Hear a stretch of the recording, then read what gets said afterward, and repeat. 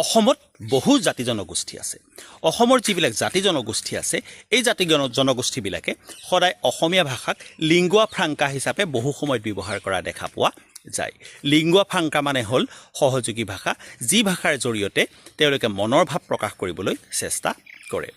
কিন্তু যদিও lingua franca হিচাপে বহু লোকে অসমীয়া ভাষাক ব্যৱহাৰ কৰে, যিহেতু অসমত প্ৰধান শিক্ষাৰ মাধ্যমটো হ'ল অসমীয়া, গতিকে অসমৰ জনগোষ্ঠীয় মানুহবিলাকে প্ৰায়ে অসমীয়া ভাষা ব্যৱহাৰ কৰা দেখা পোৱা যায়। লাহে লাহে অসমীয়া ভাষাৰ প্ৰয়োগটো বাঢ়িব ধৰিছে আৰু অসমৰ জাতি জনগোষ্ঠীবিলাকে তেওঁলোকে নিজাকৈ যেতিয়া অসমীয়া ভাষা ক'বলৈ আৰম্ভ কৰিছে, লগে লগে ভাষাটো সমৃদ্ধ হৈছে।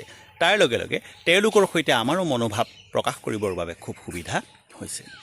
অসমৰ কাৰ্বিসকল, মিচিংসকল, বড়োসকল তেওঁলোকে যেতিয়া নিজৰ অঞ্চলটোৰ পৰা ওলাই বাহিৰলৈ আহে, তেওঁলোকে অসমীয়া ভাষাত কথা পাতে বা কথা পাতিবলৈ চেষ্টা কৰে। ই অসমীয়া ভাষাটো সমৃদ্ধ কৰিছে।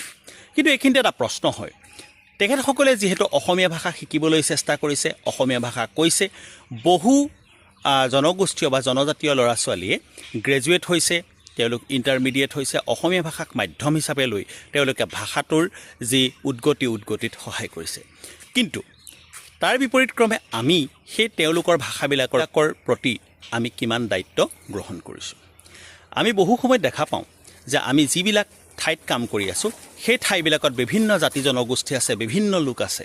তেওঁলোকৰ ভাষাবিলাক যদি আমি মাজে সময়ে ক'ব পৰা হওঁ, 2-4টা বাক্য শিকি লওঁ বা প্ৰণালীবদ্ধভাৱে যদি ভাষাটো শিকি লওঁ, তেতিয়াহ'লে তেওঁলোকে নিশ্চয় বৰ সুখী হ'ব।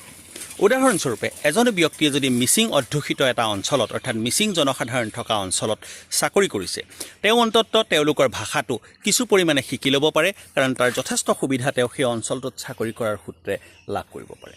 ঠিক তেনেকৈ কাৰ্বি অধ্যুষিত অঞ্চলত থকা যিসকল ব্যক্তি বা তাত চাকৰি সূত্ৰে থকা ব্যক্তি, তেখেতসকলে যদি কাৰ্বি ভাষাটো কিছু পৰিমাণে শিকে, কাৰ্বি জনসাধাৰণ খুব সুখী হ'ব। আৰু বহু সময়ত এনেকুৱা দেখা যায় যে বিভিন্ন বিপদ আপদৰ সময়ত অঞ্চল বিশেষে সেই অঞ্চলৰ ভাষাৰে যদি কথা পাতিব পাৰে এজন মানুহে, তেতিয়াহ'লে তেওঁ যিকোনো সমস্যা খুব সহজেই নেগচিয়েট কৰিবলৈ, অৰ্থাৎ সমাধা কৰিবলৈ তেওঁ কিছু পৰিমাণে সক্ষম হয়। ভাষাই দুখন সমাজৰ মাজত, দুটা জাতিৰ মাজত, দুটা জনগোষ্ঠীৰ মাজত দলঙৰ কাম কৰে। সেইকাৰণে কোৱা হয় language bridges to nations, language bridges to tribes also. এই কথাখিনি আপোনাৰ কাৰণে কিমান গুৰুত্বপূৰ্ণ মই নাজানো, কিন্তু জনজাতীয় অঞ্চলত কাম কৰা ব্যক্তি হিচাপে মই এই কথাটো খুব অনুভৱ কৰোঁ আৰু ভাবিলোঁ এই মোৰ যি ব্যক্তিগত অনুভৱ, এই অনুভৱখিনি আপোনালোকৰ মাজতো মই অলপ জনাই দিওঁ। বৰ্তমান মই চাহ বাগান অধ্যুষিত অঞ্চলত কাম কৰি আছোঁ। ছাত্ৰ ছাত্ৰীসকলৰ সৈতে মই বহু সময়ত চাহ বাগানৰ ভাষাৰে সৈতে কথা পাতিবলৈ মাজে মাজে চেষ্টা কৰোঁ। শ্ৰেণীকোঠাত যিহেতু আমি অসমীয়া ভাষাত কথা পাতিব লাগে বা অসমীয়া ভাষাত আমি পঢ়ুৱাব লাগে, ইংৰাজী পঢ়ুৱাৰ সময়ত ইংৰাজী ভাষা ব্যৱহাৰ কৰিব লাগে। কিন্তু বাহিৰত যেতিয়া আমি কথা বতৰা পাতোঁ, কেতিয়াবা 2-4টা তেওঁলোকৰ শব্দ, 2-4টা তেওঁলোকৰ বাক্য যেতিয়া কওঁ, তেওঁলোকৰ চকুবোৰ উজ্জ্বল হৈ যায়। এই যে চকুবোৰ উজ্জ্বল হৈ যায়, ইয়াৰ মূলতেই কি জানেনে? তেওঁলোকৰ ভাষাটো ক'লে তেওঁলোকো বৰ সুখী হয়। অসমীয়া ভাষা আমাৰ প্ৰাণৰো আপোন, আমাৰ হৃদয়ত ঘৰ পাতি থকা এটা ভাষা। কিন্তু অসমীয়া ভাষাৰ লগতে আমি বড়ো ভাষা, মিচিং ভাষা, কাৰ্বিসকলৰ যি ভাষা, এনেকুৱা ভাষাবিলাক যদি কিছু পৰিমাণে শিকি ল'ব পাৰোঁ, তেতিয়াহ'লে ই আমাক সমৃদ্ধ কৰাই নহয়, সেই ভাষাটোৰ যিসকল ভাষাভাষী লোক আছে তেওঁলোকো বৰ সুখী হ'ব আৰু ই আমাৰ অসমীয়া ভাষাকো শক্তিশালী কৰাত সহায় কৰিব।